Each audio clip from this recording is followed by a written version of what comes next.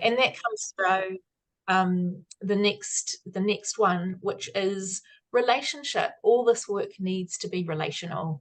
None of this happens in isolation. It's about relationships, and authentic relationships that are respectful and reciprocal and all those wonderful things. Responsive. So this is very much a community-led development practice as well, where we need to change and adapt as we are working through creating empowered communities where young people and whānau are flourishing, and thinking and working holistically. So if we are valuing and empowering and centering our young people, if our children, our rangatahi, our tamariki, our whānau are thriving and are well, then so are our communities thriving and well. So they are just a real brief introduction to the core practices of child-rich communities that came out of the Bright Spots report. Again, if you can access these quite easily by going to the website, Child Rich Communities, where you can take a look at these and explore these in more detail. So without further ado, I'd like to also acknowledge, while I'm here, Louise Petzold, who is the National Project Lead for Child Rich Communities. I've been brought in reasonably recently to facilitate the Kōrero, which is a great honour. I feel like Louise holds the space beautifully in the background, and I'm her hopefully trusty sidekick who is coming in and supporting these kōrero. So welcome all.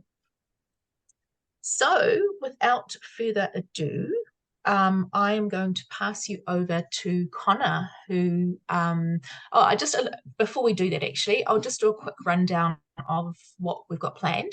So we're going to have 20 minutes hearing from Conor and Huia, which will be fantastic.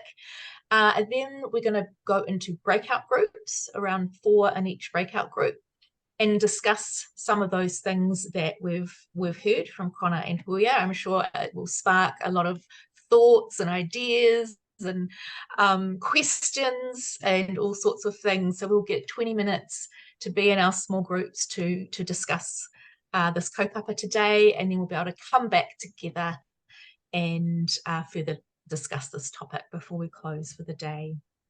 So that is the outline. So now I'll pass over to you, Conor. Hey, thanks, Megan. Oh, tēnā koutou katoa.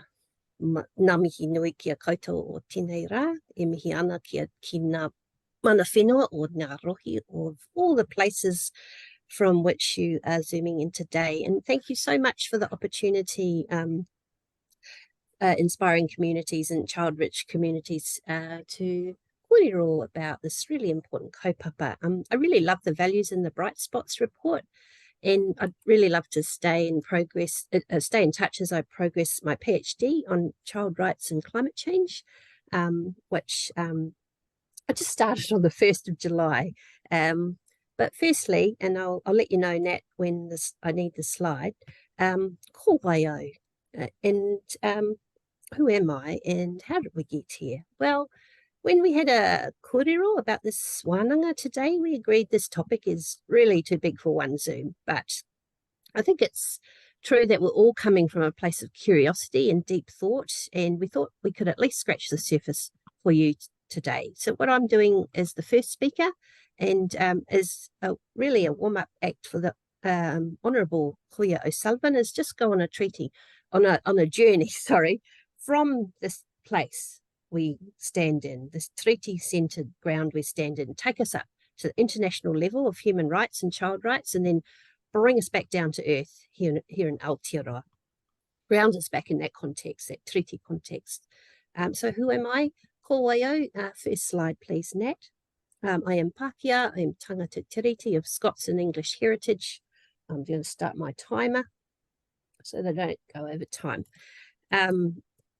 On my mother's side, I hark back to the Pattersons of Ōtepoti and a brother, Andrew Patterson, who split off from his other brothers who went to Canada And Andrew arrived here in 1860. 100 years later, my dad came out on a boat from a little village in England and met my mum at a dance. As happens, I grew up in Ahitereiria and I came back, called back by my grandmother in the mid-1990s, and I worked for the Alliance Party. I've worked in the community sector all my life. It's in my blood. And now I live in the beautiful Pukeroa Bay with my 17-year-old sons, Paddy and Joey, and my little girl, Pippi. In terms of grounding this conversation of living in this land, I'm going to start with my journey and take you on that road with me, who I am in relation to Te Ao Māori, because it informs how I've figured these things out for myself. So I got a massive hand up working with teachers and other kaiako at NZI Aotearoa, the country's largest education union, for a couple of years recently. I finished there in November last year, where I had the good fortune of working in an organisation significantly led by Māori educators. My master's thesis was born out of my wanderings in that role. So the union's central philosophy as an education union, and I'll bring up that next slide, please, Nat, is to centre the rights, the tino rangatiratanga of tamariki Māori in everything they do. So the heading of, you can see the heading of my thesis there. So mōku te ao literally means the world is for me, or the world will be for me. And that is the driving philosophy of the union. How is what we're doing going to improve the lives of tamariki Māori? Mātauranga Māui, and this is about climate, but it's equally about community development, because if nothing else, climate change is the biggest community development project we're ever going to have. As the name that was gifted to the climate work of the union, to and in honour of Maui, who is many, many things, and among them he attempted to slow down the sun. Massive attempt supported by all around him to do that. So that was, I interviewed 8 union members, about 4 Māori, 2 Pacific and 2 other, about their perspectives on how their emerging climate work aligned with mōku te ao. And of course I found that those 2 kaupapa are intrinsically interlinked. If we're genuinely going to address climate change, then we must build agency and uphold te tino rangatiratanga of tamariki Māori. Everything is centred around that. And connecting children to the whenua, we build that sense of agency, that fire for change that will carry them into this most uncertain future we all face.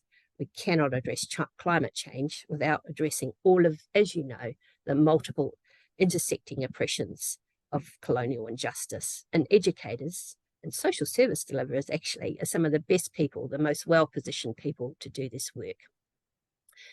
This led me pretty naturally into working both for Enviroschools and for Arts Access Aotearoa. I see those 2 jobs, they speak to each other all the time. But before I got there, I learned some other things. I'm just about to take you to the international level. In my role as a community organiser at the union, I started meeting every Tuesday night with people from the Aotearoa Child Rights Alliance to prepare for our community response to the periodic review of Aotearoa's commitment to the United Nations Convention on the Rights of the Child. And we discussed, among other things, all the way, and there's a really beautiful paper by Professor Claire Charters on the rights of tamariki Māori and how they're breached by climate change, all the way that children's rights are undermined by climate change. And I was shocked to hear that the Ministry for Social Development had literally acknowledged to the UN that New Zealand does not have, this is a verbatim quote, any climate change policies or programs specifically aimed at addressing the special vulnerabilities, hate that word, and needs and views of children. That led me on a journey to quickly get to grips with the UN system and how international human rights law works. So, as I said, I've been talking about climate change, but you can extrapolate this conversation out to community development. It's the biggest change management project we're going to tackle, and certainly in our lifetimes. We're going to need a community-led response to that, and I'm part of our own one here in the village I live in Pukeroa Bay. Indeed, we use Inspiring Communities Constellation model as our framework to ensure everything doesn't fall back towards the 5 of us who started it. And we've begun that process by reigniting our connections with mana whenua in this rohi, who are Ngāti Toa. And if I ever have to remind people why we're doing what we're doing, well, it's our kids and their kids. We're doing it for them. So let's come back to rights. So what do we mean by rights? And for many, that's a very, the concept is a very Eurocentric one. But if we acknowledge that and hold that for a moment, one thing that I do know a lot about now, because of that astounding admission from MSD, is the United Nations Convention on the Rights of the Child. So rights can be an alien concept, but I'm going to move to the next slide, please, Nat, which is just a little pick and mix, if you like, of rights from the convention. So interestingly, every single country in the world has signed up to this except one, and it won't be a surprise to hear that that's the United States of America. So who are children in this context? They are people under 18. So we've got everything from the best interest of the child, as Megan mentioned, the right to survival, the right to identity, the right to stay connected to parents, and I've added whānau to that, the right to express opinions and be taken seriously, the right to associate and join groups, to information, to freedom from violence, the rights of children with disabilities. And I stand strongly in that space as a person with ADHD and autism. The right to health, including clean water and healthy food and a safe environment. The right to education. Very importantly, the right to language, culture and religion. The right to, and I love this last one, the right to rest and relax and play and enjoy cultural activities. And I will fight to the death for the right for our children to enjoy a childhood. So there are 54 articles, and this is only one convention. And I really think a lot about this because it can be a very siloed conversation. But we've also got the UN Convention on the Rights of People with Disabilities, the UN Declaration on the Rights of Indigenous People, and of course, Te Tiriti o Waitangi. So on that note, back to Aotearoa. And we know we can't talk about children without talking about whānau. Just going to put that there. We can take that slide down now, thanks, Nat, if we haven't already. As service providers, we could see these as rights on paper, but imagine if we were actually more conscious of them in the way we design to deliver services. And I was lucky to watch the former commissioner for, so in Wales, they've set up a commission for future generations. They also have a commissioner for children because there are children now and there are children in the future. And they asked the population of Wales, what kind of future what kind of world would you like to leave for your children? And that literally, as Sophie House said, set their GPS. Like you don't just drive around without a destination. So imagine if we were actually more conscious of these rights in the way we designed and delivered services and involved children and young people in that design process, remembering that they are part of an extended whānau. They're not alone, and well, they certainly should be. But imagine if they knew that protecting children's rights to play is something we actually value and that they can actually legitimately campaign for. And imagine if we just didn't, it's no surprise that children have got out onto the streets when their formal legal rights are so limited. So in my thesis, I'm wanting to look at some countries where they are including children's rights and involving children in the rollout of climate policy. And I've done that literature review. I did prove that I could write a PhD. And it won't be a surprise that the countries that are doing best are the ones most affected by climate change, not the Norways or the Finlands. The ones that are doing best and involving children are countries like Vanuatu. Vanuatu is in the lead. In fact, it's leading the whole world in involving children and connecting them and taking their ideas and feedback on board. So, back to our existence here in Aotearoa. What would a child-rich community look like? Well, Huia will talk more about that, but I think as a country, we need to ask ourselves, what does it look like when we get it right? When we involve children genuinely in decision-making? To do that, they need to be able to make informed decisions. And that's part of what I do at Enviroschools. There needs to be an ongoing relationship. Children and young people need to see they have a place and actually be taken seriously in innovating change. They need to have belong, they need to have agency, not carry the whole thing. But if we stop treating them as little robots to be pushed through the various systems, and my child's got chronic fatigue from the NCEA, whoever built that thing, actually started valuing children for the leaders they are as our future ancestors, then we might fundamentally change the way we build our processes in our communities and how we make decisions. And New Zealand might score more than 0 out of 4 on child responsiveness by the UNICEF. That's our score. I'm out of time, but I've got 2 more sentences. We literally score 0 out of 4 on the UNICEF ranking. So it's the biggest change management or community development project we've ever embarked on, but I think we can do it. And it's actually community-led development and involvement on the ground with everything that the mahi that you do that will get us there. Nō reira, tēnā koutou, tēnā koutou, tēnā koutou katoa. Kia ora, Conor. Wow, there was so much in that. Wow.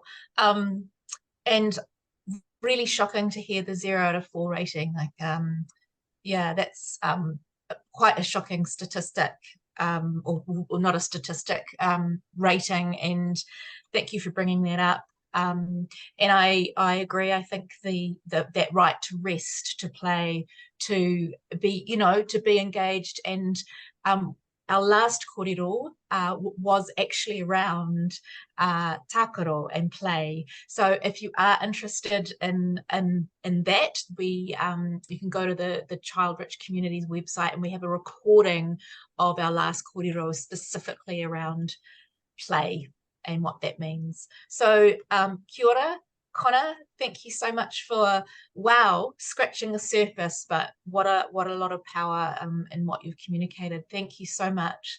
So Huia, we'd love to also hear from you now, so I'll pass over to you. O tēnā tātou katoa, ngā mihi nui kia koutou, nau mai hara mai ko ai au, ko taranaki te maunga tapu, ko Huia O'Sullivan tōku ingoa. I kind of want to, Conor, amazing, thank you. Thank you for helping ground it within that international context for me to be able to kind of bring it to a local thing. I've been struggling with this for a while, just I think the questions for me. So of, what is child rights? Because for me, I'm like, but that's actually just about rangatiratanga.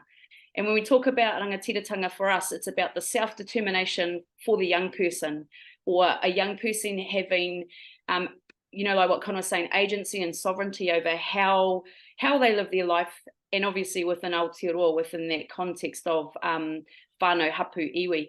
Before I go into too much, Natalie, I'm gonna show you guys some of our mahi. So for those of you that don't know me, I run a creative arts organisation in Tamaki Makaurau, and for us the focus is always around well-being and resilience, and being Māori, being a Māori wahine, I can only do what I know and do what we do best, and it kind of seems to work pretty well. So I want to share with you one of our videos when Natalie's ready to be able to play that. It's 4 minutes, so hold tight whānau, and then we can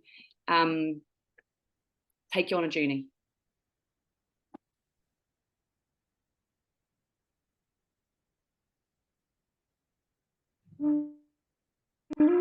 Ka taia te kawa ko te kawa nui, ko te kawa roa, ko te kawa whakatikitiki, ko te haumai no tikitiki o tarangi. Hei te pu, ko te pū, ko te weo, ko te more, ko te rito, ko te taketake, ko te pūkenga, ko te wānanga, ko te taura, ko te tauira. O te nei te awhinuku, te awhirangi, te ororo e matua e pua i te taketake uenuku uerangi.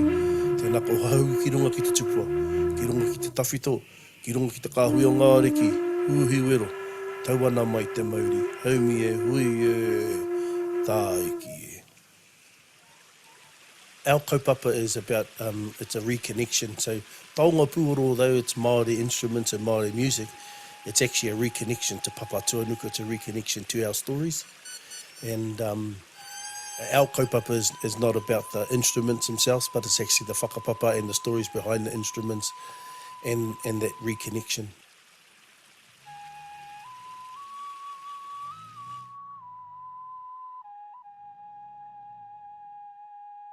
Kia ora tātou, ko ino ndele me tōku ingoa. I was one of 2 of us, and the other one was Ricky Bennett. We were part of the Taonga Pūoro Wānanga this weekend with Ngā Rangatahi Toa.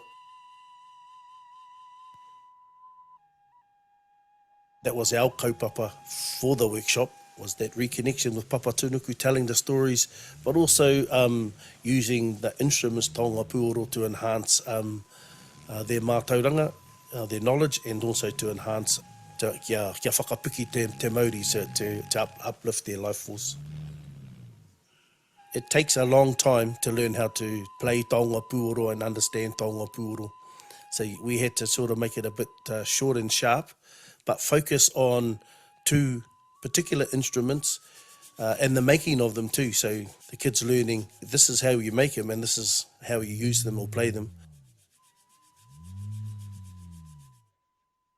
But more importantly, these are the stories behind them.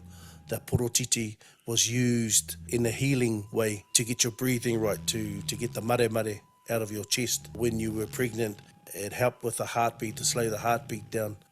So, all these stories are probably, in my mind anyhow, more important than actually the playing of the instruments and the making of the instruments. And so porotiti, and then the kōauau. And the kōauau has a long history, and we talked about Hine Rakatauri and the wānanga, which is the guardian of the taonga. And we also talked to them, and again, it's about those stories and bringing it back to Papa Tuanuku and to Tāne. And so we also went out and did a hikoi in the, along the track and had a look at some of the rākau and the trees and what they were used for, not only in the taonga puoro sense, but also in the healing sense. Going in deep into the bush is about grounding yourself and listening to those sounds, the air, the hau that rushes through the trees, and you can hear the swaying and you can hear the sounds, the trickle of the water as it rolls off the rocks, and how there's different sounds for different rocks. As we were walking too, we said, grab a leaf, and we try to play the leaf, karanga manu. So we try to, by using this leaf, call the birds. The ngāhere speaking to you, Papa Tuanuku speaking to you, Tāne speaking to you, and just trying to instill that into the kids, and I guess a sense of a place, sense of location, and a sense of grounding yourself. Yeah. Ko te wawa tanei, ko te tūmanako nei, is that that they take these this little snippet of taonga puoro and use it in their everyday life if they can. It's a step in the right direction and a step on their journey into the te ao Māori and learning about the history, the stories and whakapapa of Aotearoa and Tāne and Tangaroa.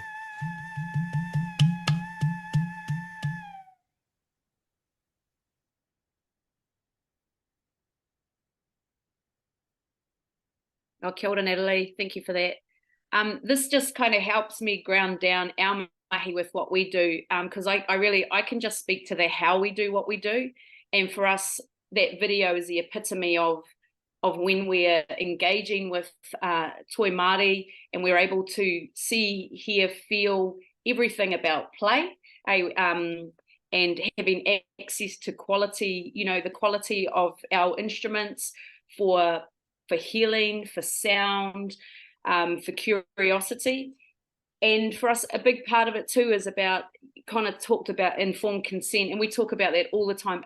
Informed consent and informed choice is at the heart. So my team spend a lot of time sitting with whānau to be able to look at bringing our young people onto our program and how we do that well, so they always feel they've got choice. And for us, it's not a programmatic response. Young people aren't with us for a year. When they come in, they can stay with us for as long as they want to. So it's always about the motivation of the young person. No one's forced to be on our program. And we also understand around youth development that young people will kind of dip in and dip out.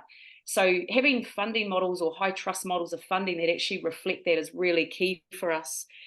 A big part of it too is being able to remove a lot of the barriers. So we talk about inequalities. For us, it's around inequity, to ensure that our rangatahi are able to have access to high quality arts and creativity, and understanding barriers that stand in the way for them to be able to do that. So for a lot of it, we spend a phenomenal amount of money on kai to ensure that when our babies are picked up, because they are picked up and dropped off to their home of or place where they live.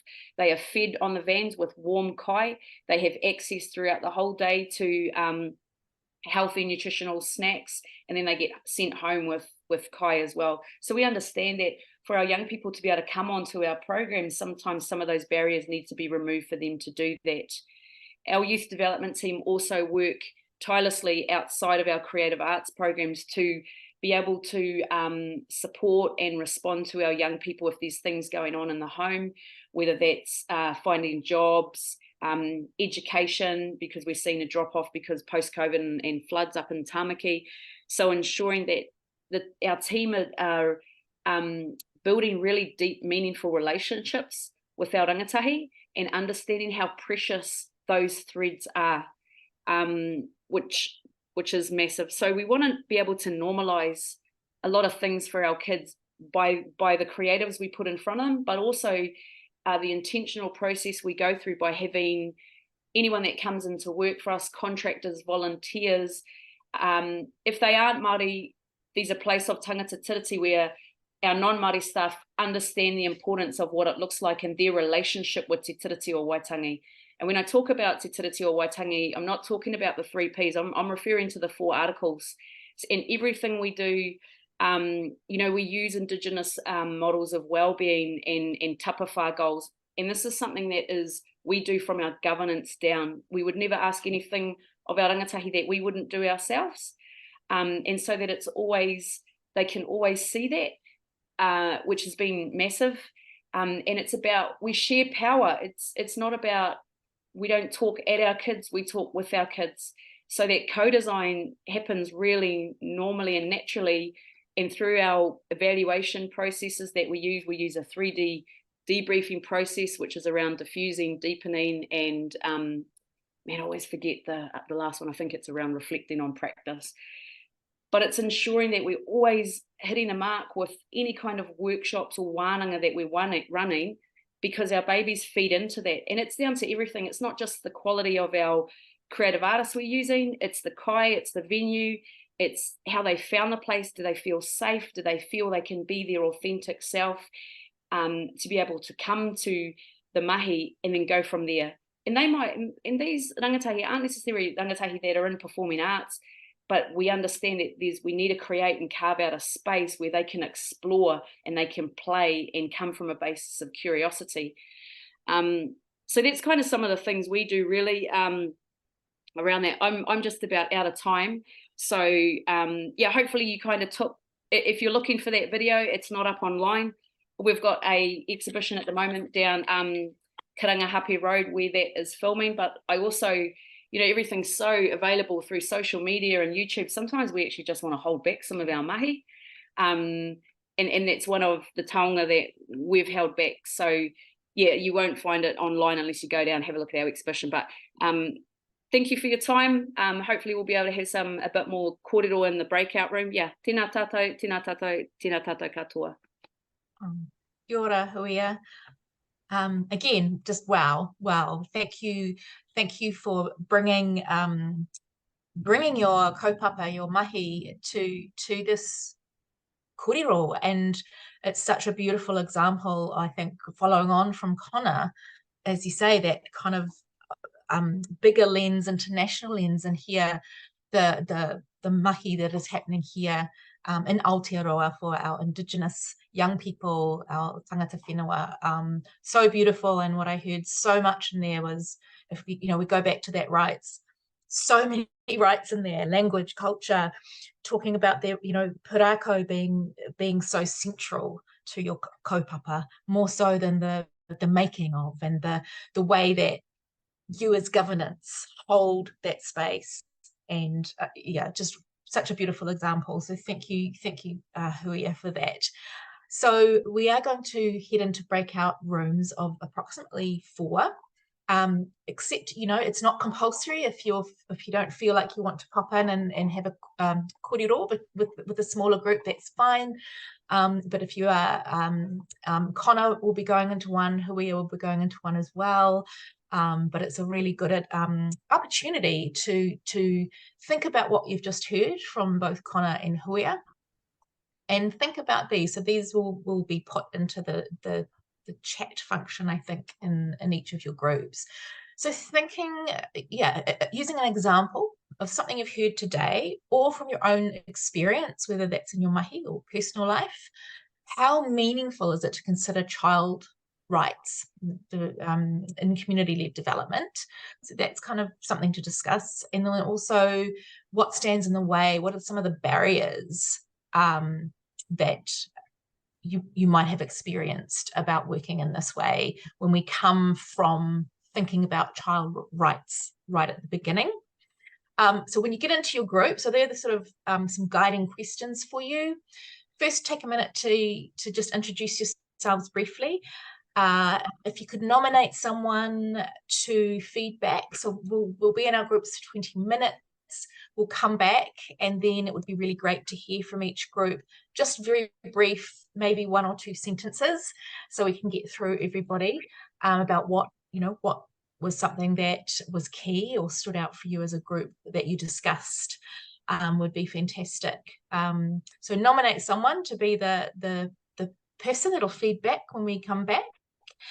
And we'll flick to those groups now. So Natalie will be inviting you. Thanks, Natalie.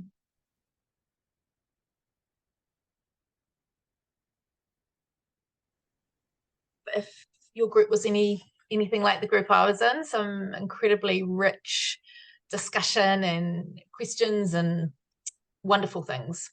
So what we'll do now is we'll go through each breakout group, and if the nominated person, or if you haven't nominated, like our group didn't, maybe just whoever feels moved to I guess really just come up maybe just with 1 or 2 key things that you discussed that you'd like to share with the big group, and perhaps we could just start with group 1. David and Sharon. Is that me?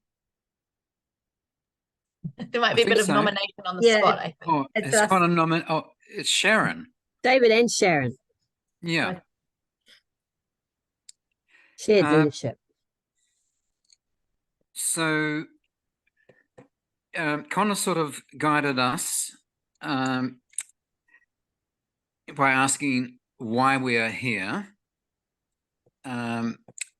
And for me, it's to learn and to be a better role model for my mokapuna, who love playing. So Granddad has got to play as well. And the idea that, for future generations, we've got to do our part now to try our best to improve our micro environment and our macro environment. So over to you, Sharon. Yep. So why I was here, to keep learning and to always seek to improve, to be putting children at the centre, because, if they're at the centre, then it's good for everybody, really. Great, thank you. So some quite personal learnings there, and I think, I'm quite new to the kaupapa of child-rich communities, and it's it is a lot to understand, and I'm still learning so much. Every kōrero I have with anybody within this space is a huge amount of learning as to even what that means.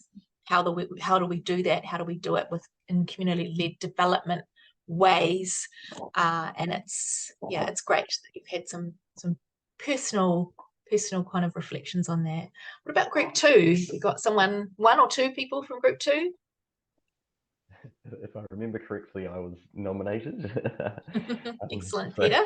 Yeah, happy to talk about it. Yeah, but so we just started off by having a bit of a chat about how important this approach is in our mahi. Really that putting the children at the centre of things. Tamariki and Rangatahi alike. It's pretty essential, really. Like if you're going to reach, if you're going to reach everyone, you have to have an inclusive approach. And I think starting with tamariki and rangatahi, it's a really clear sort of space to start in. There's some quite sort of clear needs that they have, and you know, in ways of approaching them. But so yeah, absolutely, yeah, see, this is super important. But we talked about a couple of things that are sort of barriers, and how we get around them, and mostly it's really to do with space, both in terms of physical space, what you do to make that physical space inviting, and also in terms of having the space and time to engage with the rangatahi and tamariki, and you know, as we were talk about how kids aren't dumb, you know, and they can tell straight away, you know, what's right and wrong, and you know, and also I suppose whether the person that they're talking to has time for them, and whether they're really genuinely interested in them, and so how it's really important to have that space, but also that not everyone has that space, and that it's so important for us to collaborate, and make sure that we're working really well between the people that are on the ground floor making that space for tamariki, and the people who are up, I suppose, in the upper echelons doing the funding decisions and all that sort of stuff. Yeah, that's our conversation in a nutshell, I think. Yeah. Great, thank you, Peter. Yeah, and I think we talked, I won't talk about our group, but we talked about barriers as well, and certainly, yeah, having the space, and also the time, you know, and what you talked to, the importance of being relational and that collaboration, but you do need the time and the space to be able to do that, and is certainly a barrier to some of those core practices of child-rich communities and community development. So thanks for sharing. What about group 3?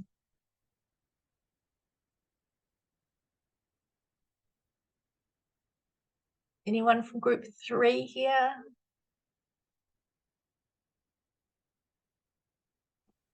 Kia it could be me. I just don't know what number I was in. Tony, awesome. That's great. Well, we can hear from you. That would be wonderful. So I was just in a little rōpū with Lambert. There's just 2 of us, and Lambert is a social worker in Hamilton, and I'm an elected member in Auckland Council. And so she has a very grassrootsy experience of you know, child-rich communities and community development that fosters well-being in children, and mine's very much governance level, strategic oversight, I guess. And for me, I'm always really interested in how we can create spaces and places that foster inclusion and connection and safety for our youngest people in our society. And I've experienced how decision-making, well, not decision-making, how society doesn't actually consider the needs of young people. And often when we deliver a project, a pushback is very self-centered. It's never about the other. And children, because they don't participate in democracy, they don't have a voice. And I recognise their voice is never there. And we, as decision makers, often always knee-jerk reaction to the loudest, noisiest voices, which are totally at polar ends to the well-being of children. So I was just interested in joining the kaupapa today just to learn a little bit. And I think the UN Convention for children's rights is a really fundamental place to start for decision makers. You know, everything we do should be checking off, are we meeting those objectives? And if we aren't, then as was said earlier, it's better for everyone. Kia ora. Kia ora, Tony. Thank you for sharing that. And I think that insight from a governance level and how little young people have a voice, and that pushback. And I think it also harks back to, you know, how bad we are in Aotearoa in doing that with Conor, that the 0 out of 4 rating, the UNICEF rating, really shows that. And I think, you know, a little bit what we talked about in our group is, you know, that idea that children have their place, that very patriarchal, very colonial British value system just is at so much at odds in many ways for this kaupapa, and the learning we need from indigenous knowledge and the way that children are so much centered. So thank you for that. Great. Now our group 4. So I've already put in a little bit of feedback from our group. So maybe someone wants to add to the little bit that I've put in there in group 4. I guess I will say something. Great, Matt. Thank you. You know, like we talked a little bit around barriers. And yes, we can change legislation and we can change policy internationally, nationally, locally, regionally. But essentially, that doesn't necessarily change mindsets or culture or any of these things. So, like, mihi to everybody that's here today, because essentially you're saying, I'm going to put my hand up and I'm going to make a stand for these tamariki.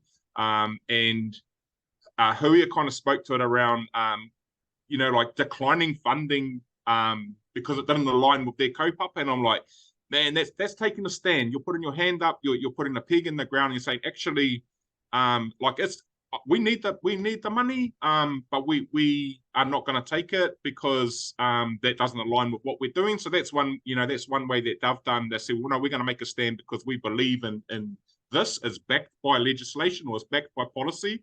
And the only way we're going to change thinking, the only way we're going to change people's mindsets or the culture within organizations is actually by people standing up and saying, this is what it's about and this is how it needs to change. So yeah, mihi to everybody for that. That's all I had to say.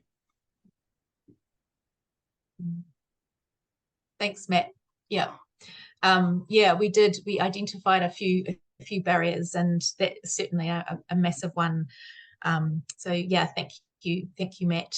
And it kind of maybe connects back to someone, and I'm sorry I've forgotten the name of the person, but the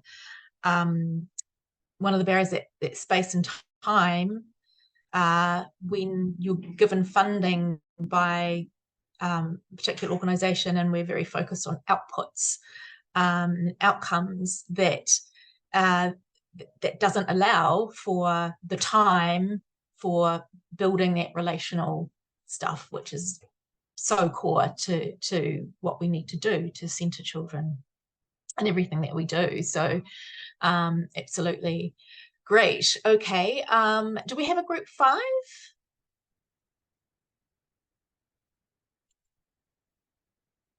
Yep, me, Kieran.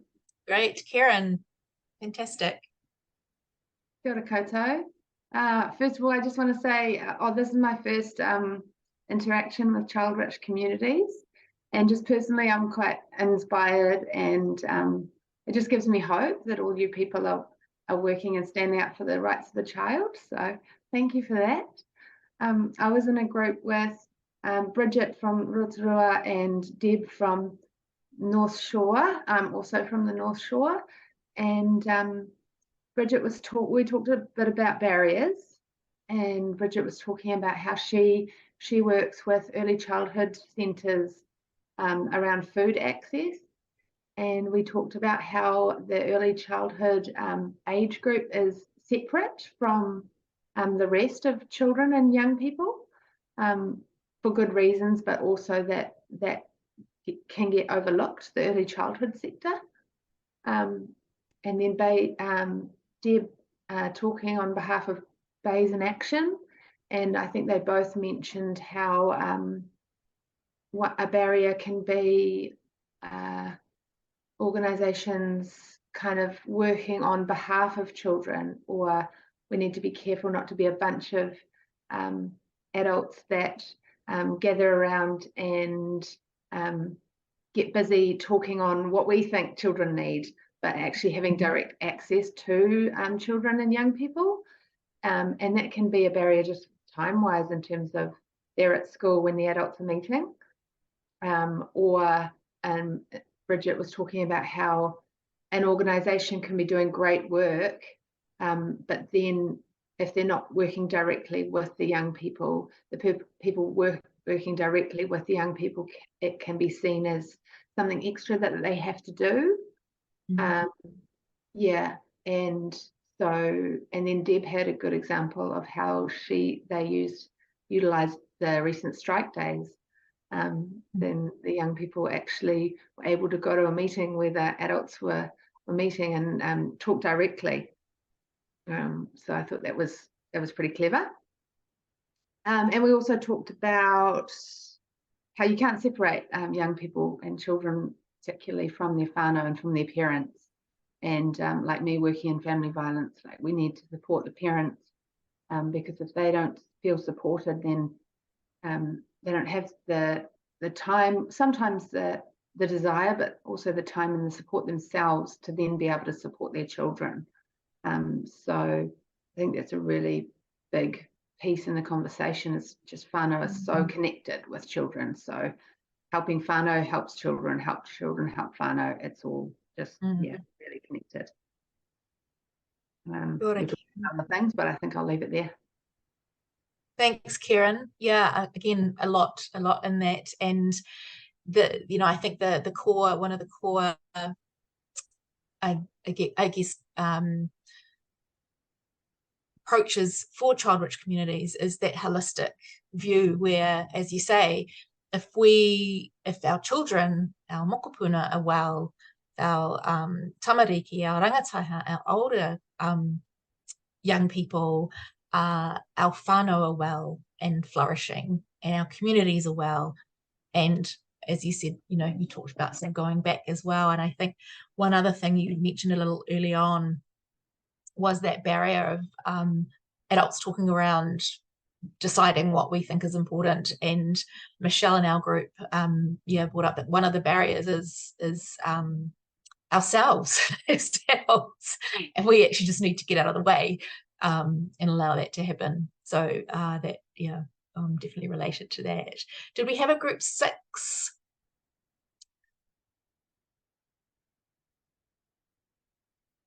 No, anyone we else? didn't. We didn't have a group. I didn't. Thanks, Natalie.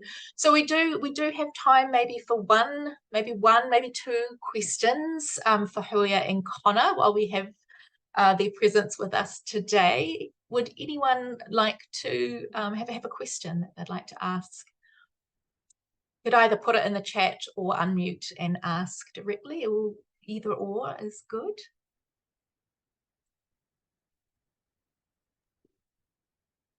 I also have 4 comments that I've written down listening to the kōrero, if we're short of questions.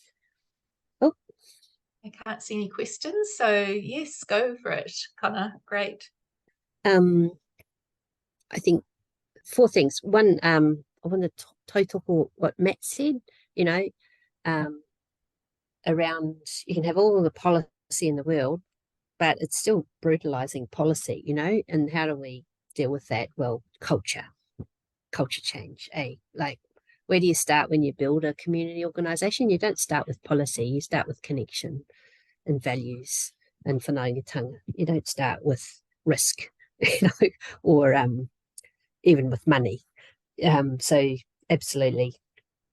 Early childhood, someone talked about how early childhood is siloed off, and that is so deeply undervalued in our society. We have this beautiful world-leading framework, te whāriki, and we think that somehow little people of under 5 are not cognizant of what's going on around them, and I really want to acknowledge that. It would have been awesome, and we did try to have someone come on, a young person come on. Like, there's an awesome youth council over in Bulla, but they're really busy. So what you got was Huia and I talking about children, but it's really important that they actually get a voice and that it's genuine. So that's my 3rd point. And finally, whānau are not separate. Like, we had that awful Vulnerable Children's Act. The idea that you could split a child from their whānau, which is speaks volumes about what the Presbyterian approach to a child upbringing is. That idea of taking children away from their whānau. It's just horrendous. So those are the 4 thoughts that I had in response to the kōrero just now. Kia ora. Kia ora, Conor. Thank you for sharing that. And I think there's probably a good challenge in there too around making sure that we we get some children, children here in these spaces. Yeah, absolutely. Huia, is there any last comment from you that you'd like to share or make before we close the morning? Yeah, I guess just listening to a bit of a cross-section of people and across the motu as well, is just keep being brave, keep having those really critical kōrero and discussions, and keep pushing and disrupting the space for rangatahi and for young people. It needs to happen. Matt, push hard, push your board, make them feel uncomfortable. Don't just rattle their cage, man. Take it down, tear it down. Like, our babies deserve the very best day, and it's not going to happen if we're being complacent or if we're sitting in jobs where we're comfortable and we're not constantly having those critical conversations with people. And if they feel uncomfortable, good, move out of the way, man, because our young people are there and they're ready to step up. Bro, they got the goods. So I'm like, create space, carve it out, and just keep disrupting. But you have to be brave and just keep doing it. Otherwise, maybe have a conversation with yourself to be like, should I be in this role if that's the case? So, once you wānanga with yourself and you've got that, be brave and keep pushing it. Don't be okay with the status quo for our babies. That's me. Oh, kia ora, Huia. I love that. I come from a background of population health, and I was doing a session with some students yesterday around colonisation as a determinant of health. And as I was talking, one of the students said, "Are you an activist?" And I said, well, I think inherently when we're wanting to uplift and have our children and whānau, our Indigenous peoples thriving, then yeah, we are activists, because we do need to constantly be challenging the status quo. And I love that powerful whiro from you, Huia, that it is, we need to get in there and disrupt and to make real change. So I'm with you on that one. Yeah, awesome. So what we'll do now, Natalie's got a little poll that it's probably popped up on your screen, hopefully. It would be really great if you could just, you just need to click on one of the numbers of how you found the session today. So it would be really fantastic to get that feedback from you. Also, what would be really great as well to pop in the chat just before we finish with the karakia is a takeaway for you, something that today has resonated with you, something that has surprised you, something that you've connected with. Yeah, something that you're going to be taking away. Maybe it's a challenge that you're taking away for yourself in your mahi. So if you could pop something in the chat, that would be really fantastic. So we can, get an idea of the root of the word radical is truth.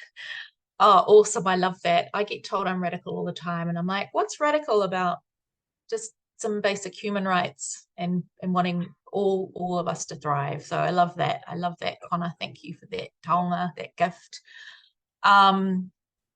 Cool. So, yep, hit enter, put those takeaways in the chat.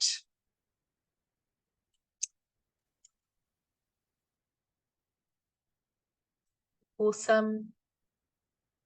Listen to children, respect their rights, and keep speaking up for the children who don't have a voice. Yeah, ideally we're gonna fight for children having voices, but speaking up for those who don't. Be brave and disrupt. Yeah, excellent.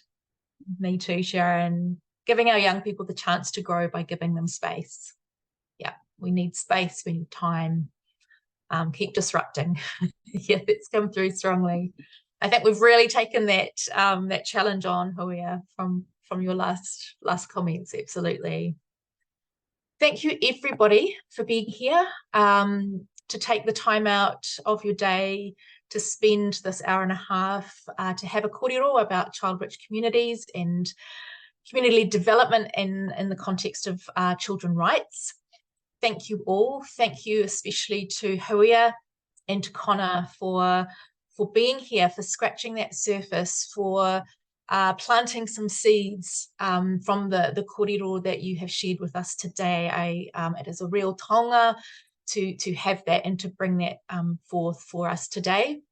I also want to thank Natalie, who I didn't acknowledge at the beginning. I'm sorry, Natalie from Inspiring Communities, who's been the amazing tech person behind the scenes, allowing us to just get on and have the kōrero.